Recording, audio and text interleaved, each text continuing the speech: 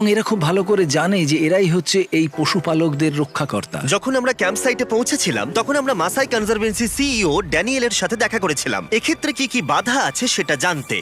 গত 40 বছরের দিকে তাকান। বৈজ্ঞানিক তথ্য দেখায় যে বন্যপ্রাণীর সংখ্যা ক্রমশ কমে যাচ্ছে এবং এর মধ্যে 40% বন্যপ্রাণী প্রায় লুপ্ত হয়ে গেছে। এবং এটার প্রধান কারণ হচ্ছে যে যেভাবে আমরা গাছ কাটছি সেটার ফলস্বরূপ এটা।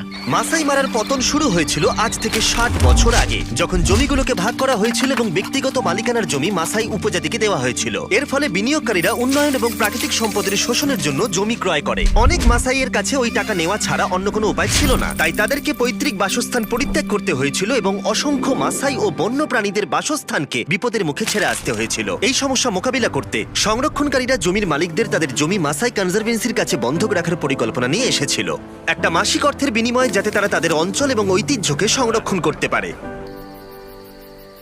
সংরক্ষণ